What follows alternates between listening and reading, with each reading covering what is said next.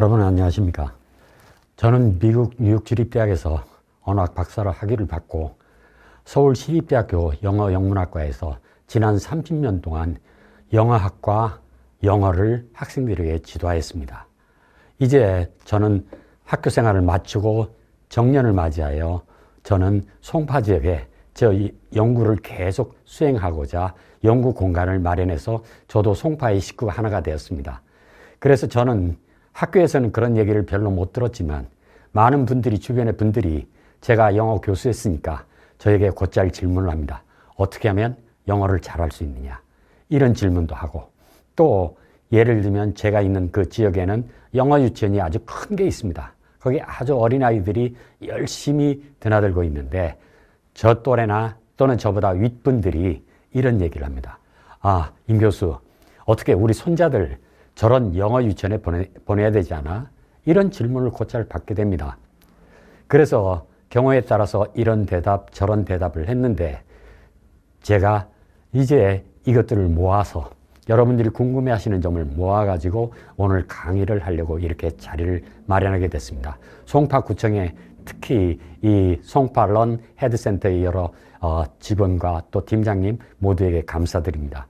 원래 저는 강의실에서 여러 수강자들을 놓고 강의를 하면서 수강자들의 질문을 듣고 또 거기에 즉시 답변을 해주면서 이런 강의를 하는데 익숙해져 있지만 오늘은 또 여건상 여러분들에게 중요한, 그리고 우리가 영어를 교육시키고 영어를 알아야 되는 데 있어서 중요한 몇 가지 사항을 제가 간단하게 준비를 해서 여러분들에게 말씀드리고자 합니다. 예, 제가 이제 유학 영어 조교교에서부터 수능 영어 시험까지를 여러분들과 같이 논의를 할까 합니다. 제가 며칠 전에 본 이런 인터넷 신문 기사를 봤습니다. 4살 아이가 레벨 테스트를 본다. 의대보다 비싼 영유의 세계라는 이런 기사가 나옵니다. 이것을 우리가 본격적으로 기사를 보게 되면 이런 기사가 나옵니다. 4살 아이가 레벨 테스트를 본다. 의대보다 비싼 영유의 세계. 이런 것들이 우리에게 일상이 돼 있는데도 이게 우리가 정말 올바른 길로 나가는지 또는 그렇지 않는 건지 우리는 생각을 안 하고 따라갑니다. 그래서 특히 일반 유치원이냐 영유냐 그것이 문제로다가 지금 부모님들의 관심사이죠. 한국 나이로 5세 내지 7세, 만 3세에서 5세 둔 양육자의 가장 큰 고민은 바로 어떤 유치원을 보내야 되느냐라고 봅니다. 이렇게 해서 오죽하면 지금 찬바람이 불기 시작하는 이런 시절에는 영유 레벨 테스트의 기간이 왔다라고 하는 정도가 되어 있습니다. 자, 정말 3세에서 5세 아이들이 이런 강의를 듣고 유치원을 다니고 또 테스트를 받아야 되는가? 이거 우리 한번 같이 검토해 보도록 하겠습니다. 또 하나 문제가 되는 것은 인터넷 구글링을 여러분들이 해보면 영유아 고액 사교육, 월 175만 원, 영어 유치원 편법 등등등등 해서 한 페이지가 지금 많이 있는데도 저는 일부를 여기에 가져왔습니다. 우리 사회는 지금 이렇게 엄청난 비용, 그러니까 175만 원이라면 국립대학 의과대학에 1년 12달을 내면 등록금보다 비싼 이런 유치원에 아이들을 보내고 있는 실정입니다. 과연 이게 옳은 것인가? 여기에 대해서 한번 우리 잠깐 검토해 보면 제가 유치원 영어 교육 문제점이라는 이런 또 구글링을 해봤습니다. 여기 뭐가 나오느냐? 기저귀 차고 시작하는 영어 사교육, 부작용이 크다. 영어 유치원 교육, 1세대 졸업생이 말하는 단점. 또 영어 유치원 장점, 단점. 그들은 유아교육 전공이 아니다. 영어 조기교육, 아이 말더듬이를 만들 수 있고 또 그 다음에 유치원부터 시작하는 영어 교육이 성인까지 이어지지 않는다는 이런 기사를 여러분들도 볼 수 있습니다. 근데 여러분들은 대부분의 경우에 이런 걸 외면하고 우리 아이들을 어떻게든지 또는 내 손자를 어떻게든지 좋은 교육을 시켜서 좋은 대학에 보내고 또 사회적으로 출세하는 이런 마음에서 그래도 그 정도의 돈을 들어도 효과가 있지 않아 이런 생각들을 가지는 분들이 상당히 많습니다. 과연 그럴까요? 자, 이 사교육 없는 사교육 걱정 없는 세상이라는 이 단체에서 교사 집단의 조기 영어 교육 찬반 의지를 물어봤습니다. 아이들을 영어 유치원에서 가르치는 유치원 원장, 교사 59%가 몇 년 전에 통계지만 59%가 반대하고 있습니다.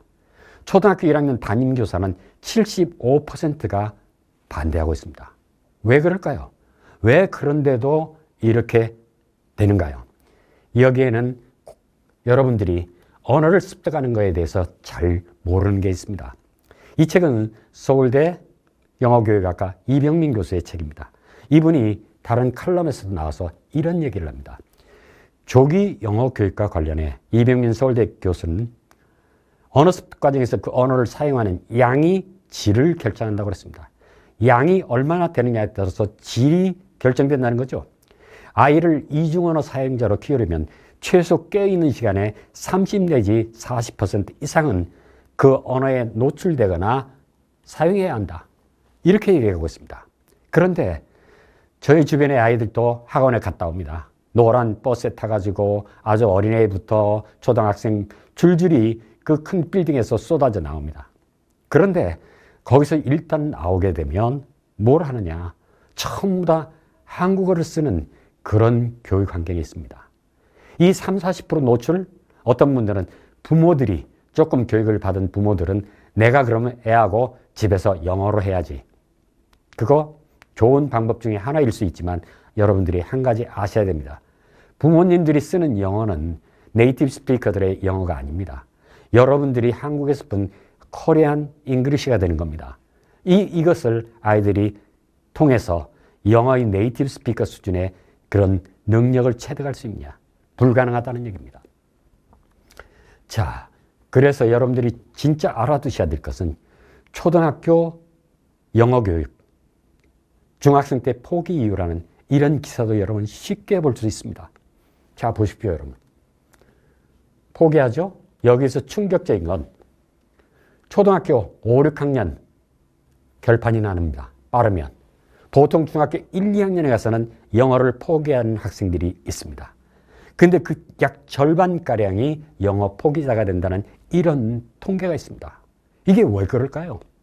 초등학교 때, 유치원 때 그 많은 돈을 들여서 아이들을 교육시켰고 외국인 네이티브 스피커하고 항상 얘기하는 것도 보고 다 했는데 왜 그럴까? 여기에서 가장 큰 문제점은 우리나라에서도 1타 강의의 강사라는 M 학원에 이 강사분이 대담하는 걸 봅니다. 문법에 대한 고민이 시작되는 시기가 초등학교 고학년인 것 같다. 즉 초등학교 5, 6학년부터 중학교 때까지 문법에 대한 고민이 시작됩니다. 근데 이분의 말씀대로 내신 문법 범위가 방대하고 깊다. 자, 이 문법 때문에 많은 아이들이 그만둔다는 겁니다. 근데 여러분, 우리 영어에서 문법을 너무 많이 배워서 영어를 못한다 라고 얘기하지만 문법이라는 건 이런 겁니다. 예를 들어서 우리나라 사람들이 이런 얘기를 할 수 있죠. 여러분, 우리가 이런 문장을 말할 수 있죠. 나는 그 책을 읽었다. 형은 그 책을 샀다. 두 문장이 다 맞습니다. 그런데 이 두 문장을 합쳐놓으면 나는 형은 산 그 책을 읽었다. 우리나라 사람이라면 이렇게 말하는 사람이 아무도 없습니다. 대신 나는 형이 산 책을 읽었다라고 해야 올바른 어법이 되는 겁니다. 자, 이런 우리나라의 어법, 우리가 무의식적으로 배우는 어법을 뭐라고 얘기하냐면 grammatical intuition, 문법적인 직관이라고 얘기합니다.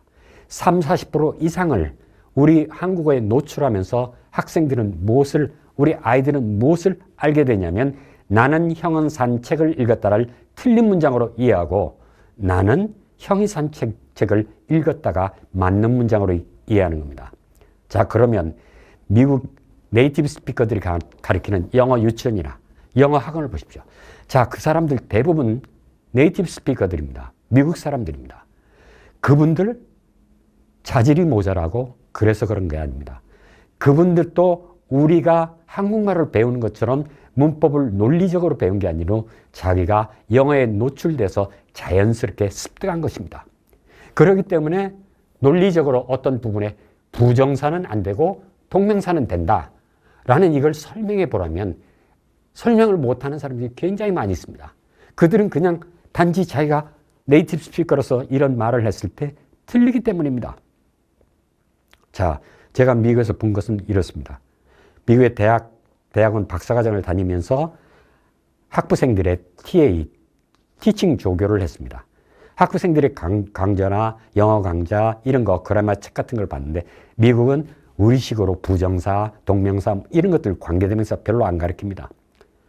영어 그래머라는 게 글을 쓰는 법을 가르칩니다. 그래서 네이티브 스피커들은 문장이 맞고 틀린 거는 얘기할 수 있지만 그게 왜 맞고 틀린 거는 모르는 겁니다. 그래서 우리 초등학생들이 영어 유치원이나 영어 유한을 다 다니고 초등학교 초반까지도 전부 다 영어 학원을 다녔는데 초등학교 5, 6학년, 중학교 1, 2학년에 갔을 때 그게 와르르 무너지게 됩니다. 이제 올바른 문장을 쓰고 올바른 말을 하려면 영어 문법을 배워야 합니다. 이게 우리는 문법에서 굉장히 까다롭게 생각하지만 우리가 나는 형이 산 책을 읽었다라는 걸 말하는 거기에 왜 이라고 형이라고 해야 되는 그런 법을 알아야 된다는 겁니다. 이렇게 해서 우리나라는 1994년에 대학 수학능력시험이 등장하면서 수능시험에 영어 문제가 많게는 2개, 올해 같은 경우도 하나뿐이 안 나왔습니다. 그래서 여기 제가 보여주는 이 학원의 강사분도 영문법 할 필요 없다라고 얘기합니다. 한 문제 가지고 무슨 목숨을 거냐라고 얘기합니다. 자, 그거 과연 옳을까요? 자, 이 기사를 보면 영문법을 모르기 때문에 한국 학생의 영작 수준은 세계 최하위라는 이런 기사가 있습니다. 토플의 테스트 오브 리튼 잉글리시라고 해서 에세이를 쓰는 테스트가 돌아왔습니다. 그런데 세계 꼴찌 수준이에요. 언제? 이 기사는 2001년도 동아일보의 기사입니다. 그러면 지금은 어떤가? 이게 2022년도의 기사입니다. 지금도 세계 81위, 아시아 12위입니다. 자, 어떻습니까? 2022년에도 한국 토플 성적은 굉장히 저조한 실적입니다. 우리 K-팝이라든지 K-푸드라든지 K-방산이라든지 이런 것들이 전 세계로 날리는 것에 비하면 우리의 영어 실력은 형편없습니다. 왜? 문장을 쓸 수가 없습니다. 그리고 그 문장을 모아서 작문을 할 수도 없습니다. 큰 글을 만들 수가 없습니다. 큰 글을 만들고 또 좋은 글을 쓰고 이렇게 또 해외 유명한 논문을 쓰고 이러는 데는 영문법, 영어를 올바르게 쓰는 법을 알아둬야 됩니다. 그리고 영어는 영문법을 알아둬야 되는데 그중에서 특히 중요한 것은 영어는 어떤 언어인가를 알아야 된다는 겁니다. 제가 여기 여러분들에게 생각의 지도라는 책을 가져왔습니다. 제가 많은 사람들에게도 이걸 권장합니다. 이 책은 미시간 대학의 리스벳 교수분이 쓴 책입니다. 이게 원서로는 이렇게 돼 있습니다. 생각의 지도라니. 근데 그 아래쪽에 가보면 Geography of Thought라고 해서 생각을 하는 지도. 어떻게 아시아인과 서구인들은 달리 생각하는가? 왜 달리 생각하는가? 이런 것이 부제로 들어있는 겁니다. 그런데 이 책을 읽어보면 좀 더 황당한 것이 여기 바로 챕터 여기 4에 나오는 Is the world made up of nouns or verbs? 이 세상은 명사로 이루어졌느냐? 또는 동사로 이루어졌느냐? 이런 질문이 나옵니다. 굉장히 황당한 얘기죠. 아니, 이 세상이 여러 가지 사물이나 여러 가지 현상들로 다 이루어졌는데 여기에 이 세상이 명사냐? 동사냐? 자, 이 챕터의 안을 쳐다보게 되면 여기 그림이 나옵니다. 여기에 퀴즈가 있는데 이 퀴즈에는 아래 소가 있습니다. 그 위에는 A에 닭이 있고 B에 풀이 있습니다. 이것을 서양 학생들, 서양 어린이들과 동양 어린이들에게 물어봤습니다. 소가 어디로 같이 매칭이 돼야 좋을까? 라고 했더니 이런 결과를 나왔어요. 서양 애들은 분류학적인 카테고리라고 해서 명사를 통해서 분류를 하고 아시아인들은 동사를 통해서 분류한다는 겁니다. 이게 뭐냐? 좀 더 간단하게 말씀드린다면 서양 사람들은 소와 닭을 같이 모아서 이건 애니멀이고 그 다음에 식물은 플랜트다. 이렇게 강의합니다. 그런데 동양 아이들의 대부분이 소는 풀을 먹는다. 고로 소는 풀과 어울리고 닭과 어울리지 않는다. 이렇게 얘기를 했다는 겁니다. 자, 그러니까 영어 말에서 서양인들이 주로 쓰는 단어는 뭐냐? 명사이고 한국 사람들 또 동양인들은 동사를 쓴다는 겁니다.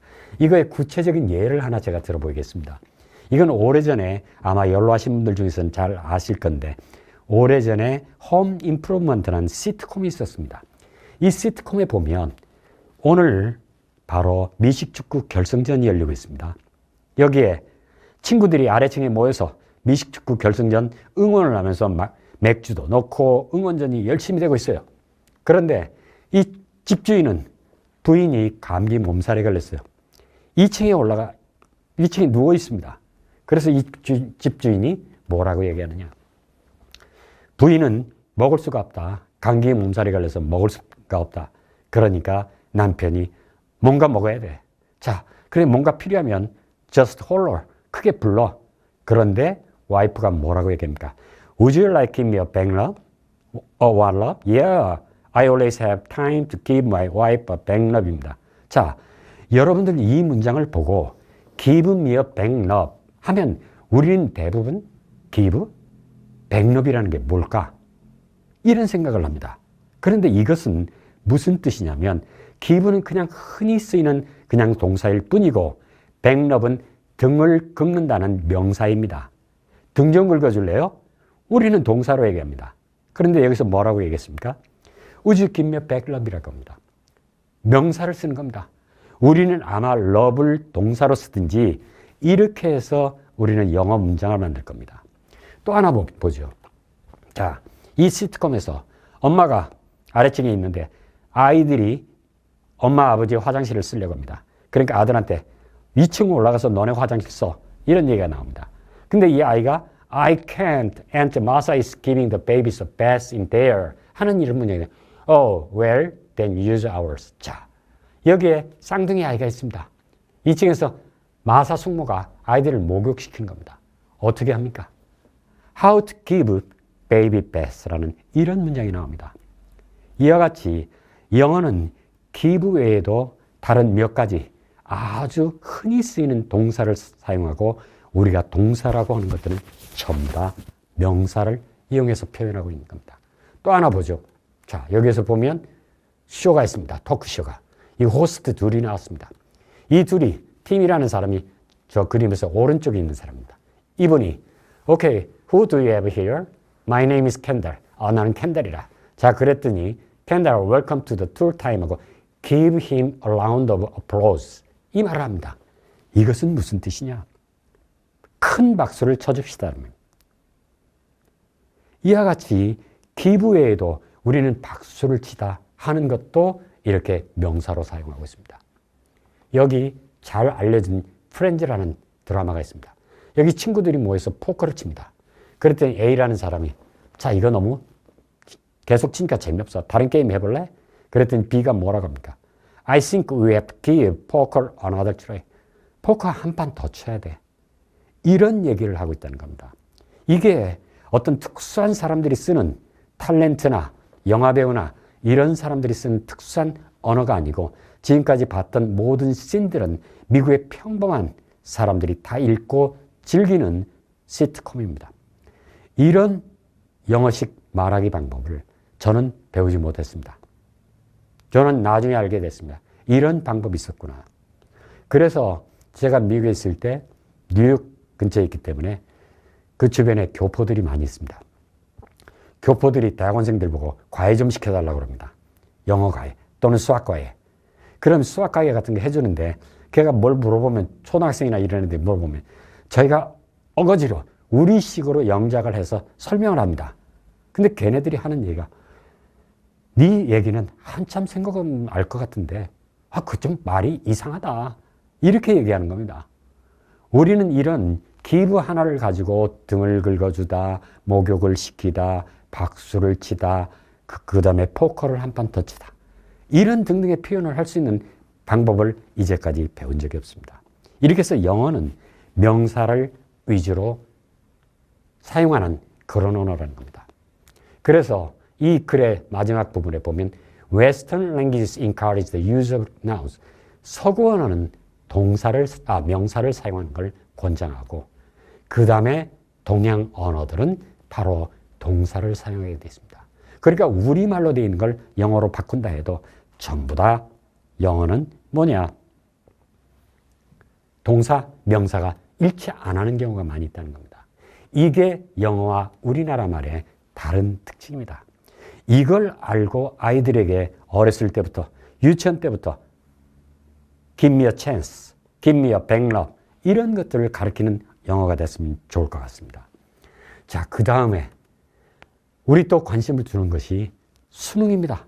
결국 아이들을 초등학교 때, 유치원 때 영어를 가르치는 중요한 이유 뭡니까? 수능 시험을 잘 봐가지고 좋은 명문대학에 가는 겁니다. 자, 이건 2021학년도 수능 영어 문제입니다. 이 문제 어떤가? EBS 들어가 보면 역대 등급 컷 오답률 탑 15개가 나옵니다. 이 문제가 3년 전에 가장 어려운 문제였습니다. 약 66% 아이들이 답을 쓰지 못한 그런 문제입니다. 이 글은 어디서 나왔냐면 Foundations of Educational Technology라는 이런 교재에서 나왔는데 이 교재는 이상적인 교과서이다. 누구? 대학, 석사, 박사과정이 있죠. 이런데 이상적인 교재다 라고 되어 있습니다. 이 책의 챕터 15에 이 부분이 바로 이 책의 내용입니다. 자, 그런데 이 부분을 어떻게 이제 해석할 건가? 이 부분이 문제가 됩니다. 특히 34번의 첫 번째 문장 같은 경우에는 제가 몇 년 전에 정년하기 전에 그 코로나 사태로 인해서 아이들이 학원도 못 가고 이런 어려움에 있어서 이것을 분석하고 설명하고 강의를 한 적이 있습니다. 이거를 하면서 봤습니다. 그런데 유명 강사들, 영어 강사들, 이 문장 번역을 못합니다. 해석하고 의미를 모른다는 겁니다. 자, 이거 어떻게 하면 돼? 제가 챗 GPT에다 해석을 시켜봤어요. 첫 번째 문장에 보니까 교육기술의 성공적인 통합은 해당 기술 사용자가 모든 사용자들에게 학습, 교육 또는 성과의 무난한 촉진자로 인식될 때 나타납니다. 이런 말이 나왔죠. 이거 해석 다 된 거예요.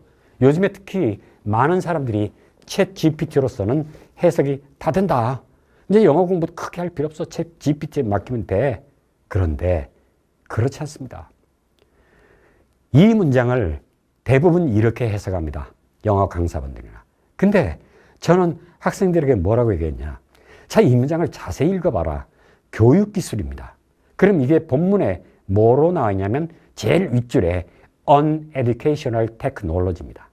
우리는 단수, 복수를 구분하지 않지만 이것은 단수의 교육기술입니다. 그런데 통합이라는 말은 최소한도 2개 이상이 합쳐지는 것을 통합이라고 합니다.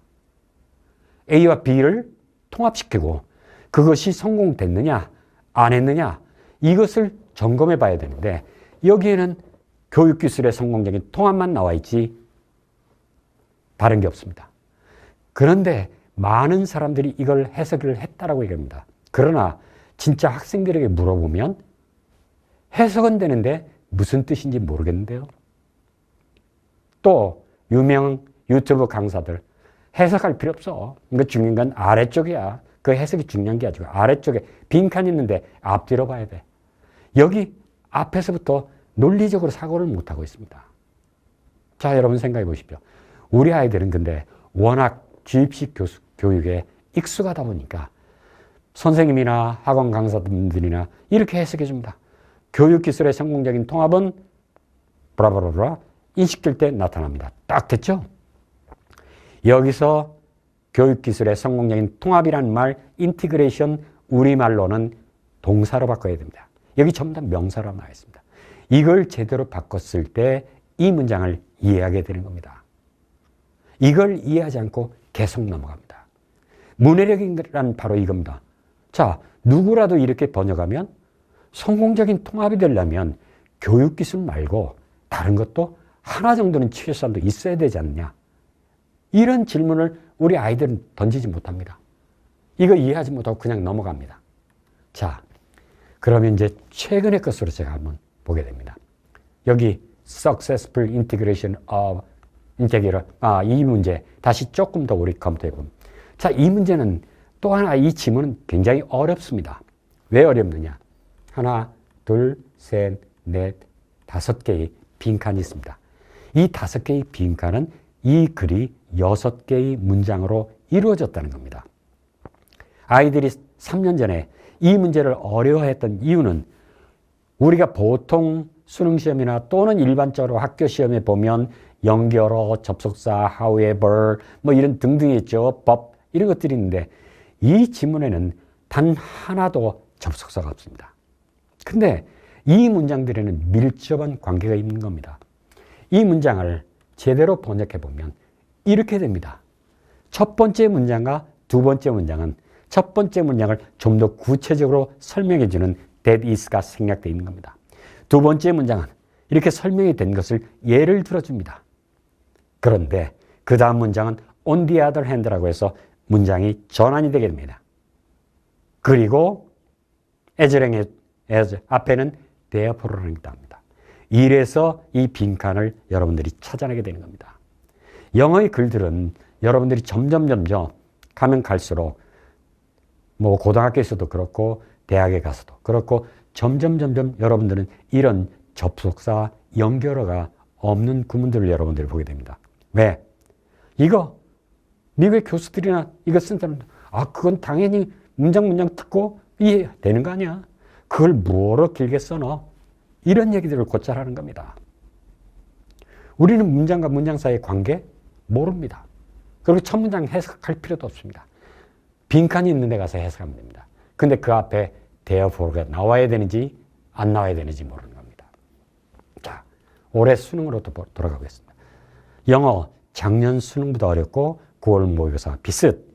킬러는 없어 라고 되어 있죠? 과연 킬러 없을까요? 킬러라는 문항에 대한 정의가 실제로는 없습니다. 이거에 대한 정의가 없습니다. 지난 여름에 내내 전국적으로 큰 이슈가 됐던 킬러. 그런데 그 아래쪽에 보면 작년 수능에서 1등급은 약 7.8%, 8%까지 1등급을 받았습니다.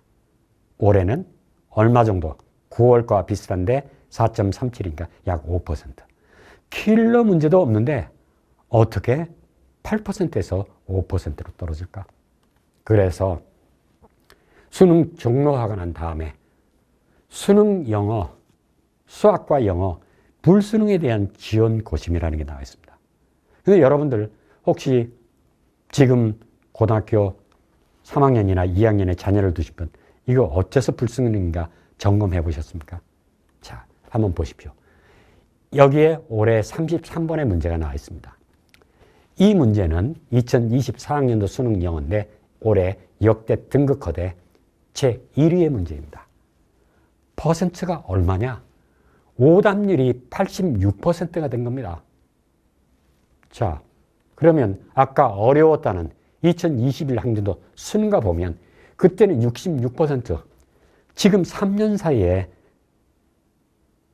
정답을 쓸 수 없는 아이들이 20%가 늘은 겁니다. 올해 수능에서는 4번 문제까지가 모두 다 몇 년 전에 어려웠던 문제보다 더 오답률이 더 높은 것입니다. 자, 이걸 이해할 때 한번 보시죠. 이 글은 Artificial Intelligence라는 이런 등등의 이름을 진 건데 이게 1987년에 나온 책입니다. 바로 이제 요즘에는 AI가 우리 일상화되어 있지만 그 일상화되기 전에 1987년도에 AI가 앞으로 어떻게 해야 되는가, 갈 길이 뭔가 이런 것들을 따지면서 챕터 3에서 이런 챕터가 나왔습니다. 그 중에서 여기에서 there have been에서부터 being까지 중간에 한 문단도 아니고 중간에서 잘라서 나온 문제가 이 문제입니다. 이 문제가 바로 86%가 틀린 문제입니다. 자, 그러면 이 지문, 비교적 이 짧은 지문을 알려면, 이해하려면 우리는 어떻게 해야 되는가? 예를 들어서 in which, asked, illustrating, 관계대명사, 수동태, 그 다음에 분사, 그 다음에 what is striking, what is missing 이렇게 나왔는데 자, 그 아래 what이 두 개가 또 나와 있습니다. 이 아래 이 두 개의 what은 위에 나오는 what is liking과 what is missing과 완전히 다른 기능을 하는 what입니다. 이걸 문법적으로 모르면 이 문제가 무슨 얘기를 하는지 모르게 됩니다. 그 다음에 여기에 나와 있는 이 지문, 이 빨간 걸로 표시한 이 부분 any setting or context to make the emotion determinate 이 부분을 정확히 determinate라는 단어를 정확히 이해한다면 1, 2, 3, 4번에 consistently 그 다음에 precision, definitely, unique라는 말이 맞지 않는다는 걸 알게 됩니다. 누가 되느냐? 이게 된다는 얘기예요. 근데 이 글은 특히 17세기에 프랑스의 화가가 이 그림을 보고 사람들의 감정, 그림에 나타난 감정들을 이렇게 분석하는 겁니다. 아, 이 그림을 보고 이 사람은 분노했다 또는 분노하지 않았다. 이 부분은 슬퍼한다 등등의 것이 있는 겁니다. 이 내용은 바로 그런 것입니다. 그래서 이 그림들의 무엇을 알아야 되느냐? 이 그림들이 어떤 감정을 나타내 주는가는 바로 컨텍스트 또는 세팅, 배경을 알아야 비로소 결정할 수 있다라는 말이 되어 있기 때문에 5번의 답이 되는 겁니다. 이걸 좀 더 쉽게 말씀드리면 이런 겁니다. 여기 그때 그림이 있습니다. 나와 있죠? 이 그림들을 봅니다. 앞에 거 hatred, 증오, 그 다음에 두 번째 분노, 여기 아주 날카로운 아주 심한 고통, 그 다음에 디자이어가 있습니다. 자, 이걸 제가 이렇게 바꿔봤습니다. 앞에 거 디자이어로 했습니다. 두 번째 심한 고통으로 바꿔봤어요. 자, 여기는 뭐야? 화가 난 겁니다. hatred. 자, 여러분 이걸 가지고 구분할 수 있습니까? 여기 특히 anger 같은 경우 여자분 있죠? 아래쪽에 오른쪽에 있는 여자분. 아이가 숙제를 안 했다고 할 때 엄마가 저렇게 화내는 경우도 있죠. 이걸 심한 고통이라고 해석하지 못합니다. 이렇게 이런 표현들은 바로 우리가 AI 시대에 사람들의 표정을 읽고 감정을 읽으려면 뭐가 있어야 되느냐. 그 논의가 시작된 그 논문들이 아까 책에 나온 것입니다. 자, 우리는 이와 같이 영어나 한국어 자체에 문해력이 없습니다. 교육기술의 성공적인 통합을 해석이 다 됐다고 이해하는 겁니다. 바로 우리나라 학생들의 가장 큰 단점은 질문을 못하는 겁니다. 선생님이 그 다음에 챗GPT가 번역을 해줬기 때문에 교육기술의 성공적인 통합? 됐지? 해석이 됐네? 근데 뭔지 모르겠어. 질문도 안 던집니다. 우리가 문해력이 없는 건 무조건 받아서 따라서 하는 겁니다. 그래서 OECD에 우리는 평균에 미달한다고 그럽니다. 어떤 사람들은 그럼 우리나라 사람들이 어른들 중에는 그런 얘기합니다. 한자 교육을 안 받아서 모른다? 한자 교육을 받은 사람도 문해력이 낮은 사람들이 많이 있습니다. 진짜 우리에게 문해력은 독서를 하면서 글을 독파해내면서 우리가 글을 읽는 능력입니다. 문해력은 독서를 통해서 높일 수 있는데 우리는 어떻습니까? 국제연합에 따르면 2015년이지만 한국인의 독서 순위 166입니다. 성인의 20%는 단 한 권의 책도 읽지 않습니다. 이렇게 해서 우리는 글을 읽는 문해력이 아주 떨어집니다. 더군다나 인터넷 시대가 되다 보니까 종이신문을 읽지 않는 사람도 굉장히 많이 있습니다. 인터넷 신문은 그냥 눈으로 그림처럼 이해를 하고 있어요. 그래서 저는 우리말을 제대로 이해하고 또 세상을 이해하기 위해서 젊은 사람들에게 신문을 읽으라는 얘기도 합니다. 근데 이런 문해력이 부족한 거에 대해서 또 독특한 관점이 있더라고요. 이 기사를 보니까 문해력은 상대를 이해하는 힘입니다. 아, 저 사람이 교육기술의 통합. 그런데 하나 가지고 통합이 아니니까 저 사람은 어디에 통합한다라고 말을 했을 거야. 그럼 어디에 통합할까? 그걸 찾아내는 힘이 문해력입니다. 그런데 우리는 증오 이런 것들이 습관이네. 증오는 좀 심한 표현 같아요. 우리는 상대방의 이야기를 그게 아니고 하는 게 굉장히 익숙해져 있습니다. 정치권을 보면 매일 그게 아니고죠. 이렇게 되어 있습니다. 이러다 보니까 사회가 각박해집니다. 우리나라가 발전하고 우리나라가 나아가려면 여러분들 문해력을 길러야 됩니다. 자, 이렇게 해서 제가 오늘 여러분들에게 말씀드리고 싶은 것은 무조건